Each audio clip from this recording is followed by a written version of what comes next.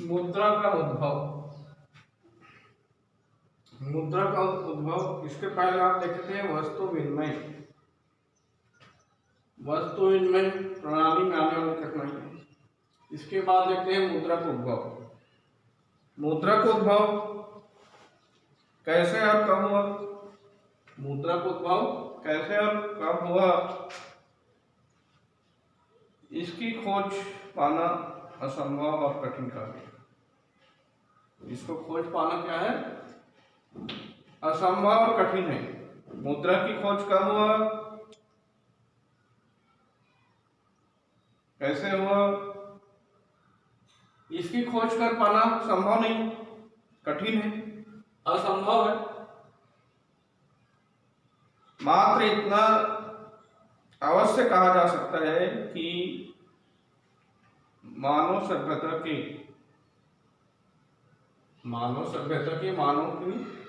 सभ्यता के समय मूलभूत तत्वों की तथा मुद्रा की क्या होगी, इस प्रकार हम देखते हैं कि मुद्रा का विकास कैसे कब हुआ, इसकी खोज पाना संभव नहीं, कठिन कार्य, जिस पर मानव सभ्यता का विकास हुआ। मानव सभ्यता के विकास के साथ साथ मुद्रा का भी विकास प्रारंभ हुआ। मुद्रा का भी विकास प्रारंभ हुआ। एक अत्यधिक प्राचीन तत्व है। मानव सभ्यता और मुद्रा ये दोनों क्या है? एक अत्यधिक प्राचीन तत्व है।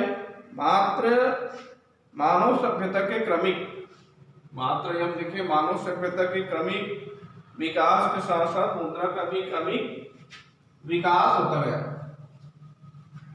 मानव सभ्यता के क्रमिक विकास के साथ साथ क्या हो गया? मुद्रा का भी क्रमिक विकास होता है। मुद्रा का प्रयोग हम देखें उस काल में भी होता था। मुद्रा का प्रयोग उस काल में भी होता था जिस समय मानव सभ्यता का विकास हुआ। मुद्रा का जो प्रयोग है उस काल में भी होता था जिस समय मानव सभ्यता का विकास हुआ। लेकिन इसका लिखित प्रमाण आज तक उपलब्ध नहीं हो पाई। मुद्रा का विस्तार कब हुआ, इसका लिखित प्रमाण कोई नहीं दे सकता है। मुद्रा का जो विकास हुआ है ये पृथक या अलग अलग रूपों में हुआ है। मुद्रा का यदि हम विकास देखें तो मुद्रा का जो विकास में अलग अलग रूपों में हुआ है। इस प्रकार मुद्रा का जो विकास है मानव सभ्यता के विकास से जुड़ा हुआ है। मानव सभ्यता के विकास जिस क्रम में हुआ उसी क्रम में भी मुद्रा का क्रमिक विकास होता गया। इसका आविष्कार, खोज कब हुआ ये पता पाना संभव नहीं है। ठीक है। दक्षिण महासागर के क्षेत्र में जो मिला हुआ टापू का चट्टान, महासागर में स्थित टापुओं पर, दक्षिण महासागर में जो टापू है, स्थित टापू है, इसमें भी इसका मुद्रा का प्रचलन था, निशान था, प्रचलन था, मतलब निशान मतलब प्रचलन रहा होगा।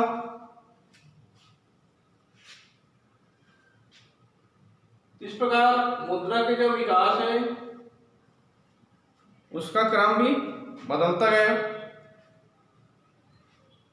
ऋग्वेद काल में मुद्रा के ऋग्वेद काल में हम देखें तो मुद्रा के गायक रूप में इसका उपयोग किया जाता। ऋग्वेद में मुद्रा गायक रूप में इसका प्रयोग किया जाती थी। इस प्रकार मुद्रा के विकास के जो क्रम है उसमें परिवर्तन हुआ। इसके बाद हम देखें ऐतिहासिक दृष्टिकोण से मुद्रा के विकास क्रम को हम देखें तो पहला है वस्तु मुद्रा। वस्तु मुद्रा मुद्रा विकास के प्रथम चरण में, मुद्रा विकास के प्रथम चरण में समाज काफी पिछड़ा हुआ था। मुद्रा विकास के प्रथम चरण में क्या हुआ, जो समाज को हम देखें तो समाज काफी आर्थिक दृष्टि से पिछड़ा हुआ था। अब पिछड़ा होने के कारण वस्तु का विनिमय, आप लोग पढ़े वस्तु का विनिमय किया जाता, क्योंकि उस समय मानव की अवस्थाएं क्या होती थी, सीमित होती थी, और सीमित होने के कारण वस्तु मुद्रा प्रचलित थी। आप अलग अलग काल में देखें तो अलग अलग काल में भी वस्तुओं का अलग अलग प्रचलन था। आखेट युग में विनिमय करते थे, जो आखेट करने वाले हैं विनिमय करते थे। खाल है, चमड़ा है, इसका विनिमय करते थे। पशुपालन में गाय है, बकरी है, और कृषि युग में अनाज का। तो अलग अलग काल में यदि हम देखें तो अलग अलग काल में आखेट युग में चमड़ा है, खाल है इसका। उसके बाद पशुपालन करते थे, पशुपालन में गाय बकरी, इसका विनिमय किया जाता था। इसके बाद कृषि कार्य प्रारंभ किए तो जो अनाज उत्पादन होता था इनका विनिमय किया जाता था वस्तु के रूप में। उसके बाद दूसरा है धातु मुद्रा। मुद्रा के रूप में तांबा है, लोहा है। धातु मुद्रा में देखें तो तांबा है, लोहा है, सोना है, चांदी है आदि धातुओं का प्रयोग क्रमिक रूप से की जाती थी। धातु मुद्रा में धातु के द्वारा मुद्रा का निर्माण किया जाता था, और धातु के रूप में किसका प्रयोग करते थे, तांबा, लोहा, सोना, चांदी आदि धातुओं का क्रमिक उपयोग किया जाता था। किंतु धातुओं की तुलना में यदि हम देखें, सोना और चांदी मुद्रा के रूप में अधिक लंबे समय तक प्रचलन में थे। तांबा, लोहा ये भी धातु है, लेकिन इनका जो प्रचलन था धातु के रूप में बहुत कम था। लेकिन लंबे समय तक यदि हम देखें तो लंबे समय तक सोना और चांदी की धातुओं से जो मुद्रा बनाई जाती थी, इसका प्रयोग लंबे समय तक। तीसरा है पत्र मुद्रा। लेन देन की बढ़ती हुई मात्रा तथा वस्तुओं की मात्रा को कम करने के लिए, जैसे हम देखते हैं लेन देन की जो क्या है, लेन देन की बढ़ती हुई मात्रा, क्रय विक्रय, लेन देन मतलब क्रय विक्रय की बढ़ती हुई मात्रा, धातुओं की मात्रा कम होने, धातु की मात्रा कम होने लगा, लेन देन की दबाव बढ़ता गया, क्रय विक्रय की दबाव बढ़ता गया, और धातु की मात्रा कम होती गई। तो इससे क्या होगा, धातु मुद्रा की जो लोकप्रियता है, धातु मुद्रा की लोकप्रियता में क्या होती गई, कम होती गई, और इसके स्थान पर पत्र मुद्रा का जो प्रचलन है वह प्रारंभ हुआ। अब सबको मालूम है धातु मुद्रा की प्रचलन धीरे धीरे कम होता गया। सोना चांदी का प्रयोग लंबे समय तक धातु के रूप में की जाती थी, लेकिन इसके बाद हम देखें पत्र मुद्रा में, तो पत्र मुद्रा में लेन देन की अधिकता और धातु की मात्रा कम होने तथा इसके अपव्यय के कारण, इसके अपव्यय क्योंकि इसको बनाने में काफी व्यय करना पड़ता था, इसको देखते हुए पत्र मुद्रा का आविष्कार किया गया। पत्र मुद्रा का आविष्कार किया गया तो आप सबको मालूम है पत्र मुद्रा, जैसे आज हम प्रयोग करें पत्र मुद्रा, पत्र मुद्रा का निर्गमन किया जाता है। पत्र मुद्रा निर्गमित की जाती है, रिजर्व बैंक ऑफ इंडिया पत्र मुद्रा का निर्गमन करती है। तो जितनी हमको पत्र मुद्रा निर्गमित करना है उतनी मात्रा में नगद कोष में सोना चांदी रखना पड़ता है। सरकार यदि पत्र मुद्रा छपवाना चाहती है तो सरकार को क्या करना पड़ेगा, धातु के रूप में नगद कोष उसमें जमा करना पड़ता है, सोना चांदी जमा करना पड़ता है, तब पत्र मुद्रा निर्गमित होगी। इसके बाद देखते हैं चौथा है साख मुद्रा। देश के आर्थिक विकास तथा लेन देन, देश के आर्थिक विकास तथा लेन देन के कार्यों में यदि हम देखें तो वर्तमान में साख मुद्रा का प्रयोग होने लगा है। लेन देन में, देश के आर्थिक विकास में, देश के आर्थिक विकास एवं लेन देन में वर्तमान में साख मुद्रा का प्रचलन बढ़ गया, मतलब साख मुद्रा का प्रयोग अधिक मात्रा में होने लगा है। और साख मुद्रा में चेक है, हुंडी है, बिल है आदि इसके उदाहरण है। साख मुद्रा के चेक, हुंडी, बिल आदि इसके उदाहरण है। इस प्रकार साख मुद्रा, मुद्रा के विकास क्रम, क्वेश्चन दिया जाता है मुद्रा को विकास करने हमको जमाना है। वस्तु मुद्रा, धातु मुद्रा, पत्र मुद्रा और साख मुद्रा।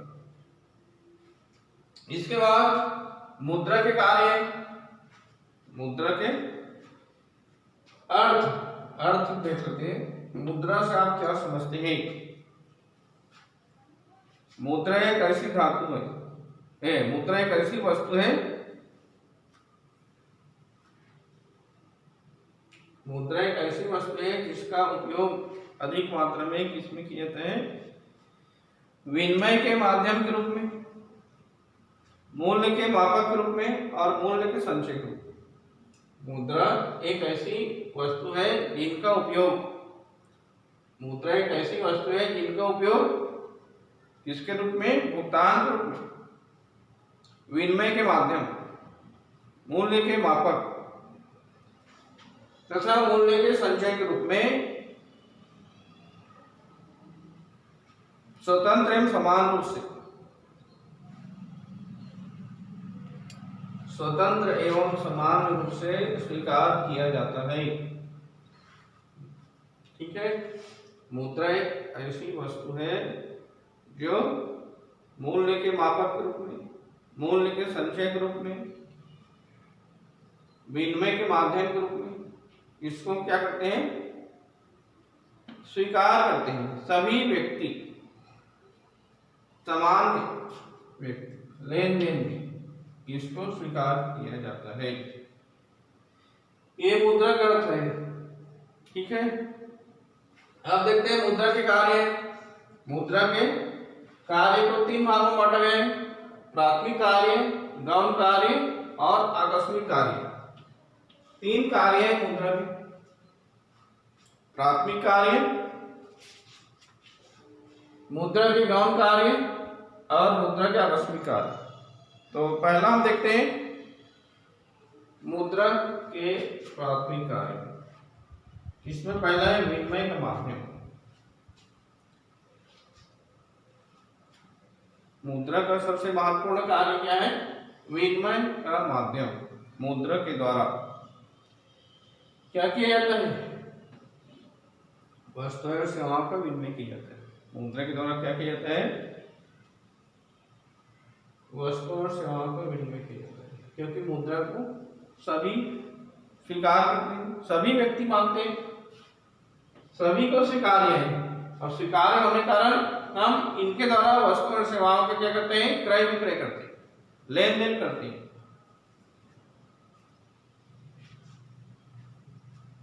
ठीक है, विनिमय का माध्यम में क्या बताओगे? मुद्रा को सभी व्यक्ति स्वीकार करते हैं, सभी व्यक्ति स्वीकृति प्रदान करते हैं, और स्वीकृति प्रदान करने के कारण मुद्रा के द्वारा हम क्या कर सकते हैं? वस्तु और सेवाओं का क्रय विक्रय, लेन देन करते हैं। जैसे हम देखते हैं वस्तु विनिमय क्या होता है? वस्तु देकर वस्तु प्राप्त की जाती है, लेकिन इसमें हम क्या कर रहे हैं? वस्तु विनिमय प्रणाली में वस्तुओं को देकर वस्तु प्राप्त की जाती थी। इसमें किसी वस्तु की कीमत का निर्धारण नहीं होता था,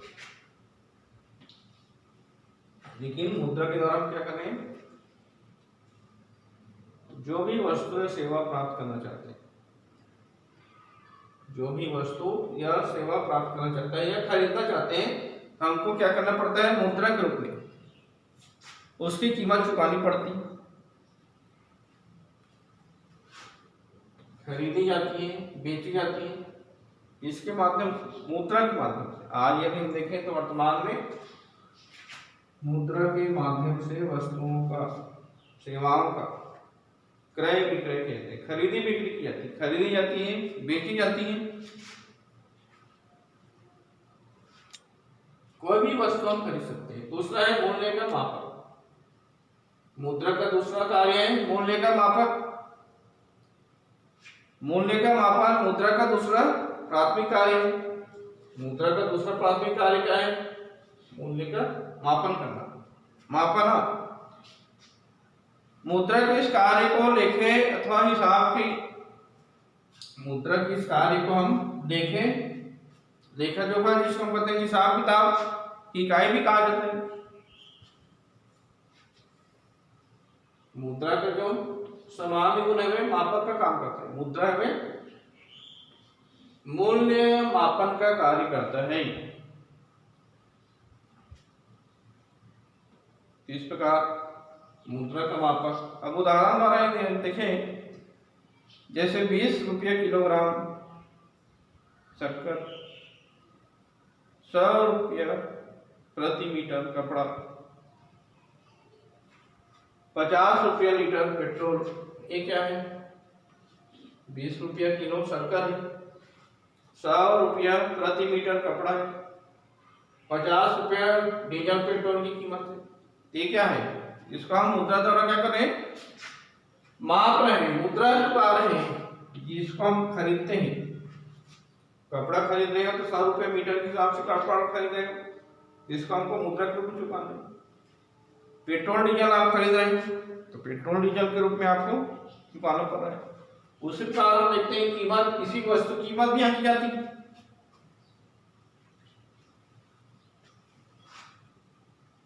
वस्तु की कीमत भी आंका जाता है। जैसे पंखा, सीलिंग फैन जैसे देखते हैं, इसकी कीमत यदि 1200 है। एक टेबल है, टेबल की कीमत मान लो 400 है, तो ये क्या है? क्या है? ये हम ये भी कर सकते हैं, क्या कर सकते हैं? जैसे टेबल हम खरीदते हैं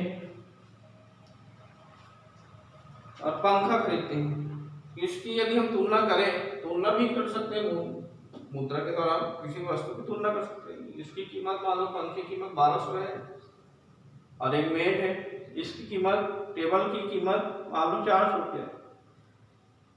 तो दोनों की हम तुलना करें तो क्या हो सकता है? एक यदि पंखा में 1200 चुकाते हैं, टेबल को 400, तो इसकी कीमत यदि हम देखें तो 3 गुनी है। पंखे की कीमत 3 मेजों के बराबर है। इस प्रकार इसकी तुलना भी की जा सकती है। तो क्या लिखोगे? मूल्य का मापक में मुद्रा को मूल्य के द्वारा मापा जा सकता है। मूल्य मापन का ये दूसरा प्राथमिक कार्य है, मूल्य का मापक। इसको हिसाब की इकाइयां, लेखी की इकाइयां भी कहा जाता है। मूल्य का मापक को है हिसाब की इकाइयां, लेखी की इकाइयां भी कहा जाता है। इसके द्वारा हम क्या करते हैं? किसी भी वस्तु की क्या की जाती है? कीमत का निर्धारण किया जाता है। कीमत निर्धारित की जाती है, मूल्य निर्धारित किया जाता है, उसके आधार पर हम उस वस्तु को खरीदते हैं। ठीक है, ये हो गया प्राथमिक कार्य। दूसरा है मुद्रा के गौण कार्य, मूल्य का संचय। वस्तु विनिमय प्रणाली में वस्तु को देकर वस्तु प्राप्त की जाती है। वस्तुओं का क्या नहीं किया जा सकता है? संचय नहीं किया जा सकता। वस्तुओं को संचित करके लंबे समय तक नहीं रख सकते। लेकिन इसमें मुद्रा विनिमय में या मुद्रा के कार्य यदि हम देखें तो मूल्य का संचय। आप सबको मालूम है, सभी व्यक्ति क्या करना चाहता है? मुद्रा के रूप में संचय करना चाहते हैं, मुद्रा को संचय करना चाहते हैं और कुछ नहीं। मुद्रा को हम क्या कर सकते हैं? संचय करते हैं, बचाना चाहते हैं, सभी व्यक्ति बचाना चाहते हैं। अब यदि हम देखें वस्तुओं का संचय कठिन होता है, वस्तुओं को हम लंबे समय तक संचित करके नहीं रख सकते। लंबे समय तक संचित करेंगे तो खराब होगा, लेकिन मुद्रा को हम लंबे समय तक संचय करके रख सकते हैं। कुछ वस्तु ऐसी होती हैं जैसे नाशवान वस्तु होती है, शीघ्र नष्ट होने वाली वस्तु में दूध है, अंडा है, ये क्या है? नाशवान वस्तुएं। नाशवान वस्तुएं। कुछ वस्तु क्या होती है? भारी होती है, टिकाऊ होती है, लेकिन स्थान ज्यादा घेरती है। कुछ वस्तु ऐसी होती है जो भारी होती है, टिकाऊ होती है, लेकिन स्थान ज्यादा घेरती है। इस प्रकार हम देखें तो वस्तुओं को हम संचय करके नहीं रख सकते, मुद्रा को हम अधिक मात्रा में संचय करके रख सकते हैं। इस प्रकार वस्तुओं के मूल्य में उतार चढ़ाव होते हैं। मुद्रा वस्तु के मूल्य में क्या होता है? उतार चढ़ाव होता है, लेकिन मुद्रा के मूल्य में अधिक उतार चढ़ाव नहीं आता। इसीलिए आप क्या कर सकते हैं? भविष्य के लिए आर्थिक संकटों से निपटने के लिए, इसलिए हम क्या कर सकते हैं? मुद्रा को भविष्य के लिए आर्थिक संकट से निपटने के लिए संचय करके रख सकते हैं। दूसरा है भावी भुगतान। भावी भुगतान का आधार है, मुद्रा में भावी भुगतान का आधार है वर्तमान जो साख का युग है। वर्तमान जो युग है साख का युग है, साख का युग है। आज संपूर्ण अर्थव्यवस्था, आज यदि देखें संपूर्ण अर्थव्यवस्था का आधार वर्तमान युग साख का युग है, और अर्थव्यवस्था की विकास का आधार क्या है? साख। साख के आधार पर ही अर्थव्यवस्था का विकास हो रहा है। मुद्रा के कारण अंश पत्र, ऋण पत्र, आज हम देख रहे हैं मुद्रा के कारण ही क्या हो रहा है? अंश पत्र, ऋण पत्र, अंश शेयर, ऋण पत्र, प्रतिभूति खरीदना व बेचना संभव हो पाया। आज मुद्रा के कारण क्या हो रहा है? आर्थिक विकास का आधार है। इसको हम ऋण पत्र के रूप में, अंश पत्र के रूप में, प्रतिभूति के रूप में खरीद सकते हैं, बेच सकते हैं। तो इस प्रकार मुद्रा का एक दूसरा कार्य भावी भुगतान का आधार।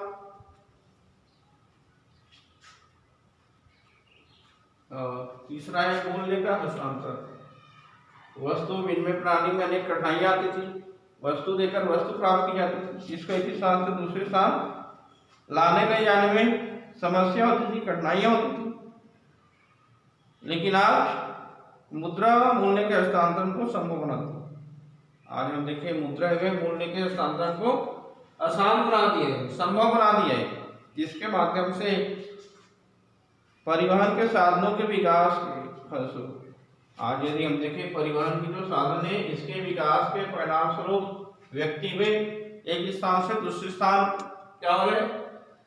हस्तांतरित हो रहे, गतिशील हो रहे, जिसके कारण मुद्रा में भी गतिशीलता बढ़ गई। मुद्रा को हम एक स्थान से दूसरे स्थान अधिक मात्रा में हस्तांतरित करें। जैसे हमारे पास मान लो संपत्ति है, मकान है,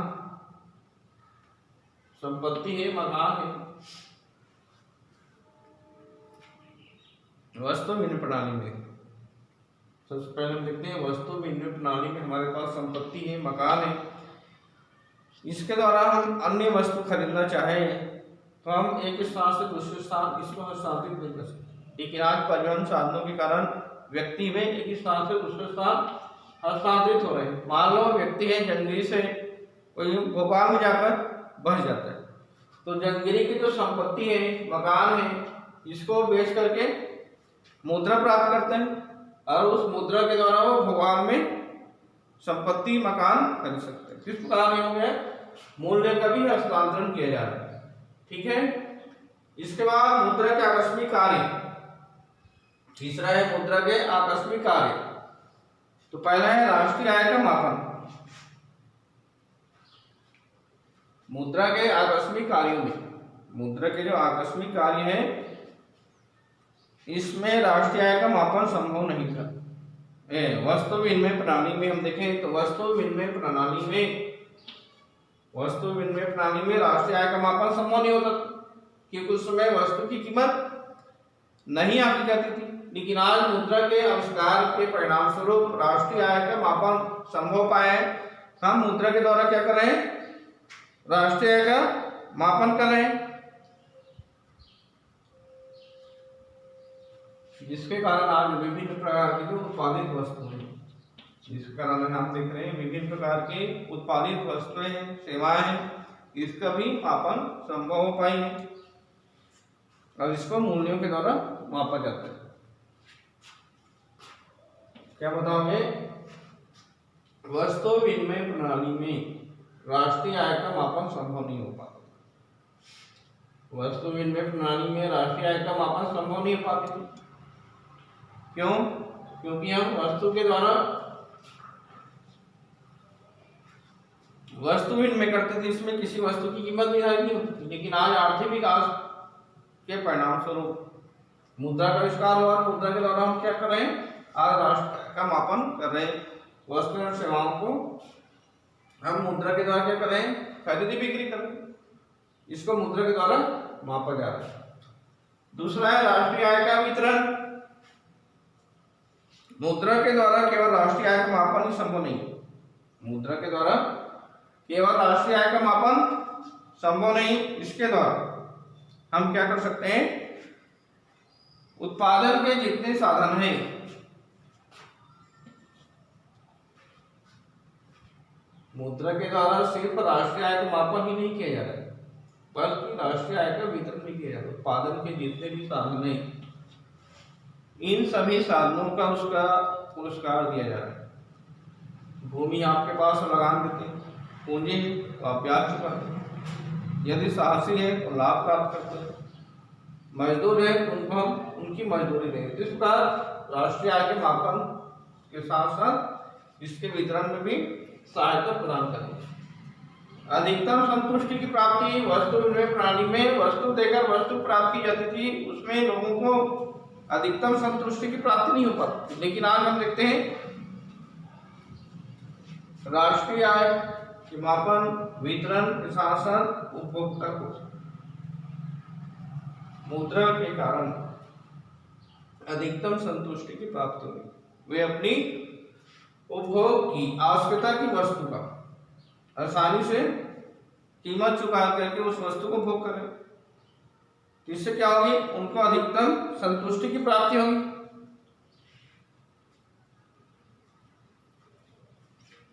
क्यों?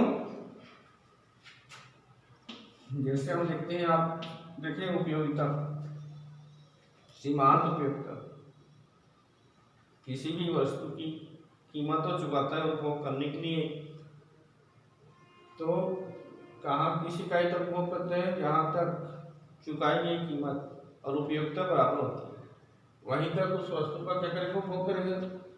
मतलब वहाँ उनको क्या मिल जाती है, अधिकतम संतुष्टि की प्राप्ति हो जाती है। तो कोई भी उपभोक्ता है मुद्रा के द्वारा सीमांत उपयोगिता और दी गई या चुकाई गई कीमत दोनों क्या हो जाती है, औसत उपयोगिता जिसको हम कहते हैं, औसत उपयोगिता, सीमांत उपयोगिता दोनों बराबर हो जाती है, वहीं पर अधिकतम संतुष्टि की प्राप्ति होती है। चौथा है साख का आधार। मुद्रा क्या होती है, साख का आधार होती है। आज इस साख को हम व्यापार की रीढ़ की हड्डी कहा जाता है। साख को आज व्यापार में रीढ़ की हड्डी कहा जाता है। मतलब साख, मुद्रा में साख का प्रमुख आधार है। मुद्रा के द्वारा क्या किया जाता है, वस्त्र और सेवाओं को उत्पादन किया जाता है। मुद्रा के द्वारा वस्त्र और सेवाओं को उत्पादन किया जाता है, इसको साख के रूप में प्रयोग की जाती है, जिसको हम कहा जाता है आज साख व्यापार के क्षेत्र में काफी अधिक मात्रा, इसलिए इसको हम रीढ़ की हड्डी कहते हैं। बिना साख के आज उत्पादन व्यापार संभव नहीं है।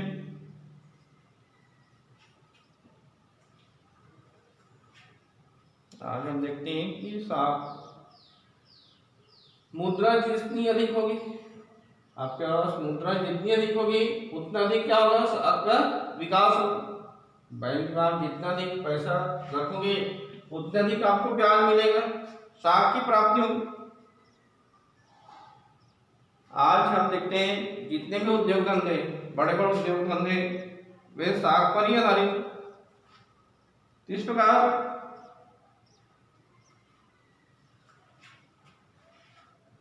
साख मुद्रा में साख का प्रमुख आधार होता है। जितने भी बड़े बड़े उद्योग हैं, फर्म है, वे बिना साख के संभव नहीं है, इसलिए साख का आधार होता है। साख मतलब उधार।